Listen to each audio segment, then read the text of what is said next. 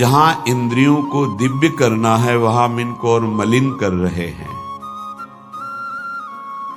जनेन्द्री का वेग न सहने के कारण हम परस्पर शरीरों के आकर्षण में भोग वासना में लिप्त हो गए। मन और जनेन्द्री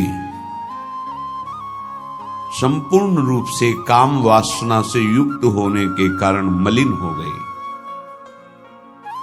ये देह पिंड चाहे पुरुष शरीर हो चाहे स्त्री शरीर हो, कोई खास बात नहीं इसमें खास बात है भगवान की प्राप्ति कर लेना। खास बात है तुम्हारा चिंतन दिव्य हो जाना।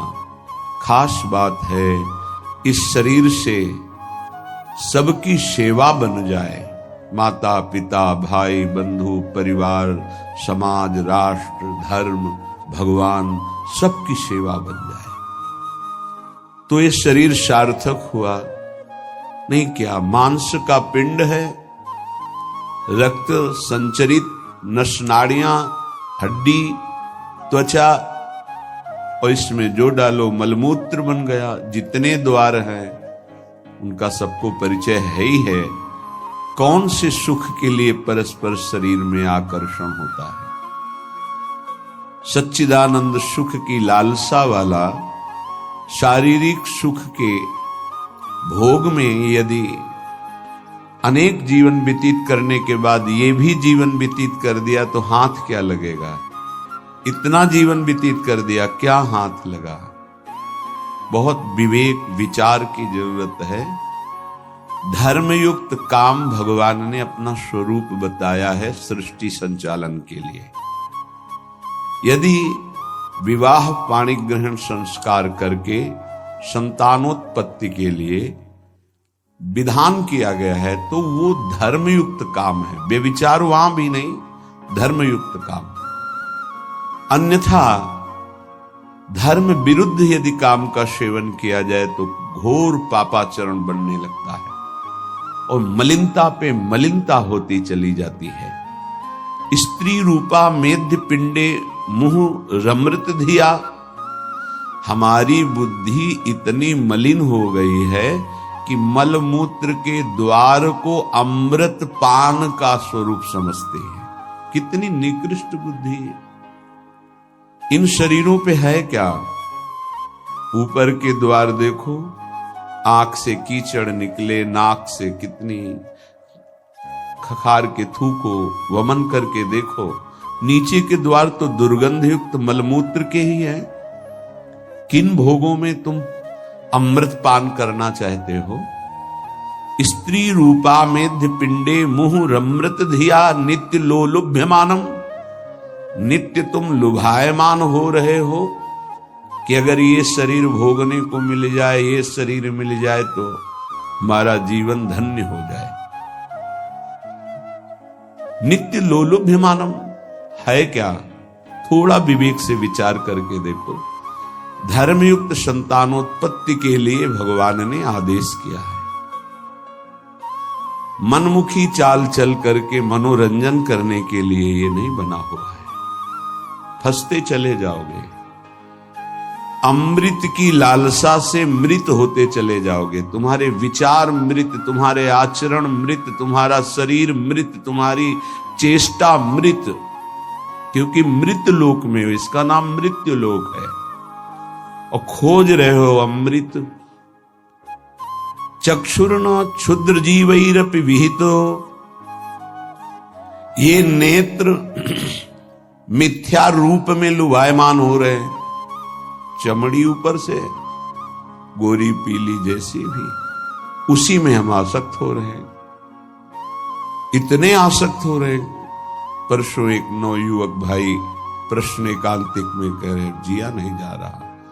हमको हमारी मित्र ने धोखा दे दिया और हालत भी ऐसी थी कि करुणा लग रही थी कि कृपा करें प्रभु और इनकी बुद्धि को इस दलदल से निकालें। वो जीवन से हारा हुआ व्यक्ति बैठा हुआ है केवल एक बात में कि उसको उसके किसी मित्र ने, मतलब स्त्री शरीर ने उसको धोखा दे के दूसरे से ब्याह कर लिया। धोखा देके। मतलब मन की गति है, इसमें धोखा और सही का क्षेत्र नहीं है। ये तो विचरण करता रहता है, आज ये आज ये आज ये। इसका कोई बिरला इसकी इस गति को रोक दे, वही साधना परायण साधक कहा जाता है। पर ऐसा नहीं होता है। जहां तुमसे बढ़कर कोई मिला तो वहां दृष्टि उसकी जम जाएगी, तुम्हें छोड़ देगा। संसार का खेल यही है। तुम्हारा प्यार अगर सही ठिकाने पे पहुंच जाए तो सार्थक हो जाए। वो प्यार मूर्ति प्रेम के खिलौना दो खेलत हैं प्रेम खेल, प्रियालाल इनसे प्रेम हो जाए तो निहाल हो जाओगे। पर इनसे प्रेम करने के लिए कठिनता है। पहले सर्वत्र से राग हटावे तो इनसे प्रेम होता है, अन्यथा नहीं। सर्वत्र की ममता बटोर कर इनके चरणों में तब प्रेम होता है। बोले नेत्र दूषित हो गए बस यही देखते हुए। यही दुर्दशा है जीव की। सामने भगवान है चराचर जगत के हृदय में, उनको कोई नहीं देखना चाहता और बाहरी केवल चमड़े को देख करके हम आकर्षित हो रहे हैं। ये चमड़ी ज्यादा दिन नहीं टिकेगी। जिसकी तुम देख रहे हो उसकी और तुम्हारी भी ये नष्ट होने वाली है। इन्हीं को शासन में साधक रखता है। नेत्रेंद्री हम जहां चाहें वहीं जाएगी, अन्यथा नहीं जाएगी। अभ्यास कीजिए नाम जप के द्वारा। ऐसे थोड़ी कि बात कर रहे हो किसी संत से भगवत चर्चा और तुम्हारी दृष्टि जा रही बार बार, और इतनी हिम्मत तुम्हारी कि भगवत भाव के वातावरण में तुम्हारी अशुद्ध वृत्ति उधर देखने की कोशिश कर रही। क्या देख रहे हो? चुप हो, एकदम शांत। चक्षुर्न क्षुद्र जीवैरपि विहित मृषा मानना अत्यंत मग्नाहा। ये क्षुद्र जीव समझ नहीं पा रहे कि नेत्र किसके लिए मिले। ये नेत्र मिले भगवत साक्षात्कार के लिए। ये विचार करो 5 मिनट आंख बंद करके, अगर ऐसे ही तुम्हारी आंखें छीन ली जाएं तो सोचो कैसा तुम्हारा जीवन होगा। जिन आंखों से तुम गंदी बातें कर रहे हो, गंदी बातें देख रहे हो, यही आंखें भगवान छीन लेते तुम्हारी, तो क्या तुम्हारा जीवन होगा। आज तुम्हें भगवान ने आंख दी है, तुम इससे धर्म का दर्शन करो, सब में भगवत दर्शन करो, श्री विग्रह के दर्शन करो, संत दर्शन करो, नेत्र पावन करो। नेत्रों को दूषित कर लिया हमारी वाक इंद्री। जब हम इससे चिदानंद नाम जप करते हैं, चिदानंद लीला का गायन करते हैं, तो वाणी भी चिदानंद हो जाती है। श्रवणेन्द्रिय, जब इससे हम नाम कीर्तन सुनते हैं, नाम जब सुनते हैं, भगवत लीला सुनते हैं, तो श्रवणेन्द्रिय चिदानंद हो जाती है। ऐसे समस्त इंद्रियां जब केवल आराध्य देव के प्रति समर्पित होकर क्रियान्वित होती हैं, तो उनमें ये सामर्थ्य आ जाती है कि उपासक की श्रवणेन्द्रिय निकुंज में प्रिया प्रीतम क्या बात कर रहे हैं ये सुनाई देने लगता है। निकुंज में प्रिया प्रीतम कैसी शोभा से विराजमान है ये दिखाई देने लगता है। आज कौन से सौरभ का लेप किया गया ये घ्राणेन्द्रिय से पता चलने लगता है। प्रिया प्रीतम की दिव्य लीला का इंद्रियां अनुभव करने लगती हैं, जो कि इंद्रिय मन से बिल्कुल अगोचर है।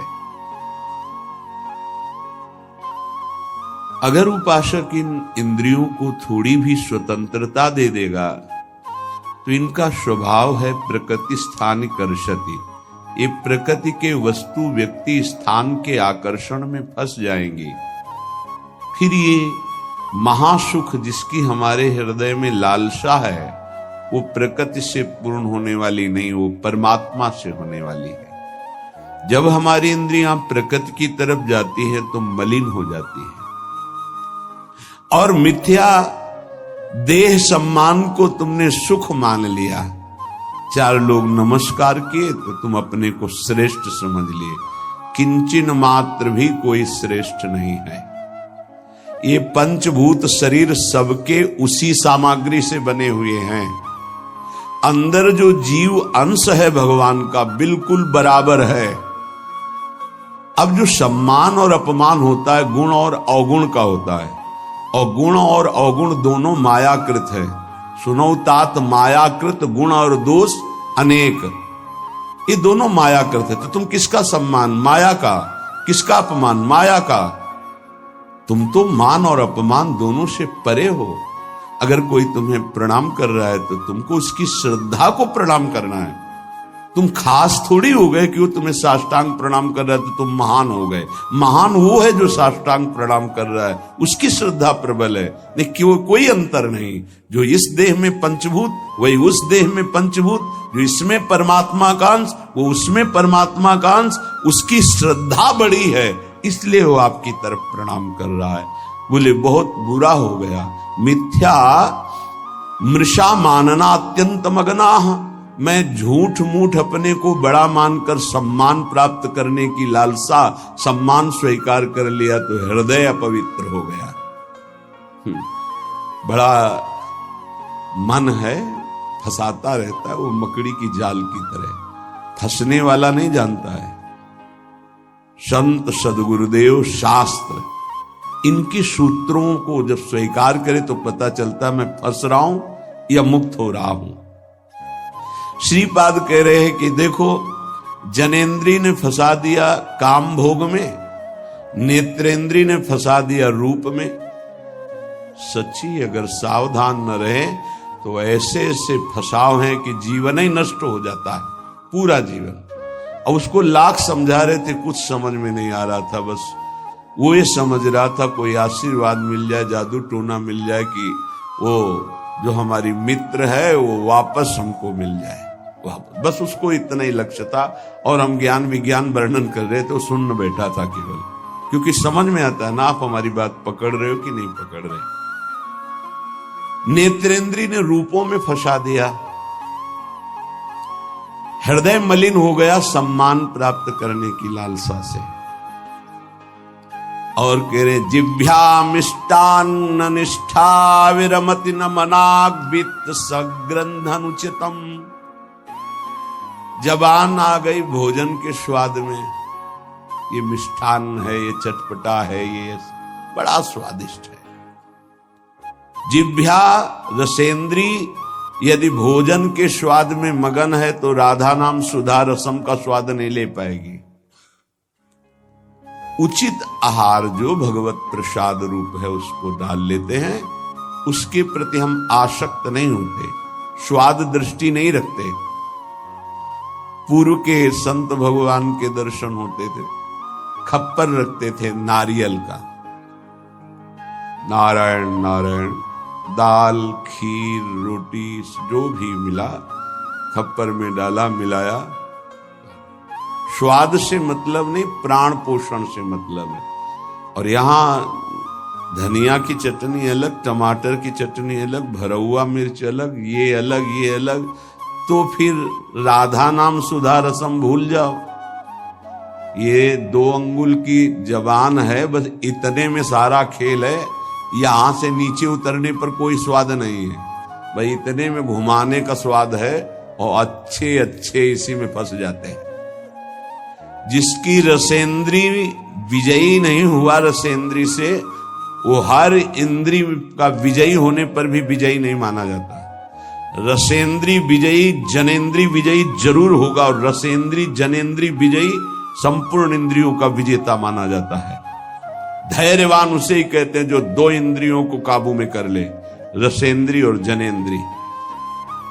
रसेंद्री मिष्टान्न आदि भोग पकवान पाने के लिए लोलुप जीवन हो गया, पेट बढ़ करके छाती से 1 बीता ऊंचा हो गया है।